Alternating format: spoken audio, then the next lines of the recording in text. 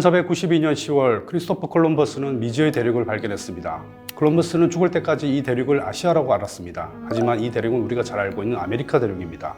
그렇다면 인류는 언제부터 아메리카 대륙에 살기 시작했을까요? 지금까지 과학자들은 아메리카 대륙에 인류가 살기 시작한 시기를 13,000년, 길어야 16,000년 전이라고 생각했습니다. 그런데 최근 그보다 수천 년 앞서 인류가 살았다는 증거가 발견되었습니다. 오늘은 미국 뉴멕시코주에서 발견된 미스터리한 발자국 화석을 들여다보겠습니다. 안녕하세요. 과학 전문 기자 이영환입니다.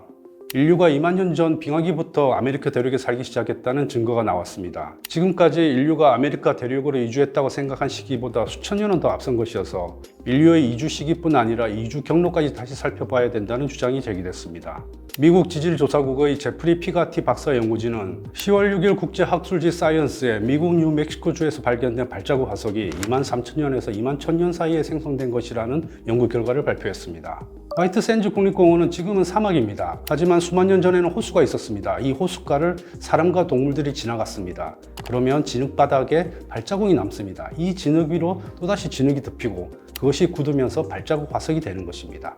아직은 최종 결론이 나지는 않았습니다. 하지만 대부분 과학자들은 이번 결과를 신뢰하고 있는 수준입니다. 인류가 아메리카 대륙에 이주한 시기를 두고 학계는 거의 한 세기 동안 논쟁을 벌여왔습니다. 과학자들은 한동안 인류가 아메리카 대륙에 이주한 시기를 13,000년 전으로 봤습니다. 바로 클로비스 문화입니다. 클로비스는 미국 뉴멕시코주에 있는 마을의 이름입니다. 이곳에서 아메리카 대륙에서 가장 오래된 석기들이 출토됐기 때문입니다. 최근에는 그보다 더 오래된 석기가 나왔습니다. 오리건 주립대 연구진은 2022년 국제학술지 사이언스에 16,000년 전의 화살촉을 발표했습니다. 아메리카 대륙에 이미 이때부터 사람들이 살고 있었고 석기를 사용했다는 것입니다. 이번 연구가 맞는다면 그보다 5,000년 더 앞서 아메리카 대륙에 사람이 살고 있다는 것이 됩니다. 아메리카 대륙에 사는 사람들의 기원은 아시아입니다. 시베리아에서 캐나다를 통해서 아메리카 대륙으로 퍼졌습니다. 원래 시베리아에서 북아메리카로 오는 길은 베링 해협에 막혀 있었습니다. 바닷물이 가로막고 있었다는 것입니다. 그런데 해수면이 낮아지면서 이 길이 육로가 됐습니다. 베링 해협이 베링 육교가 된 것입니다. 오늘날 기온이 올라가면서 해수면이 상승한다고 하지 않습니까? 과거의 빙하기 때는 그 반대의 일이 벌어졌습니다. 빙하가 생기면서 해수면이 낮아지고 바다가 육지가 된 것입니다. 시베리아와 북아메리카 사이에 베링 육교가 생기자 그 길을 통해 사람과 동물들이 지나갔습니다. 아시아의 말과 매머드도 그때 아메리카 대륙으로 넘어갔습니다.